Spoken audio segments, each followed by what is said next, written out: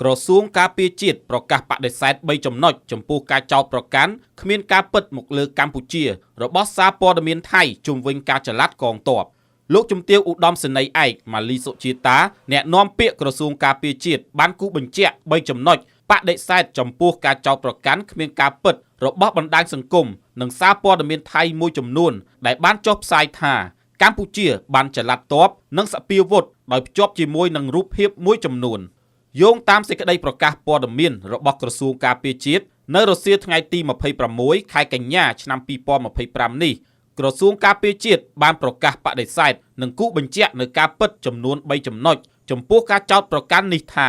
1. ការលើកឡើងរបស់បណ្ដាញសង្គមនិងសារព័ត៌មានថៃមួយចំនួនខាងលើមិនមែនជាការពិតទេ 2. ចំពោះរូបភាពដែលបណ្ដាញសង្គមនិងសារព័ត៌មានថៃបានយកទៅផ្សព្វផ្សាយនោះគឺជារូបភាពចាស់ៗដែលមិនមែនជារូបភាពក្នុងថ្ងៃនេះនោះទេនិងទី3កងកម្លាំងរបស់កម្ពុជាមិនបានធ្វើសកម្មភាពបង្កហេតុឬធ្វើសកម្មភាពណាមួយដែលរំលោភបំពានលើកិច្ចព្រមព្រៀងបទឈប់បាញ់ដោយការលើកឡើងរបស់បណ្ដាញសង្គមនិងសារព័ត៌មានថៃនោះឡើយ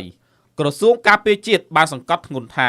កងកម្លាំងរបស់កម្ពុជាបញ្ជាក់សារជាថ្មីនៅការបដិញ្ញាចិត្តយ៉ាងម៉ឺងម៉ាត់ក្នុងការគោរពនិងការអនុវត្តនៅកិច្ចព្រមព្រៀងបទឈប់បាញ់រវាងកម្ពុជានិងថៃឲ្យបានពេញលេញនិងខ្ជាប់ខ្ជួនបំផុតដោយបន្តសហការគ្នាឲ្យបានជិតស្និទ្ធនៅគ្រប់កម្រិតនិងស្វែងរកកិច្ចសហប្រតិបត្តិការជាក់ស្ដែងសម្ដៅលើកកម្ពស់សន្តិភាពនិងស្ថិរភាពរវាងប្រទេសទាំងពីរក៏ដូចជាការវិលត្រឡប់ទៅរកប្រក្រតីភាពឡើងវិញឲ្យបានឆាប់រហ័ស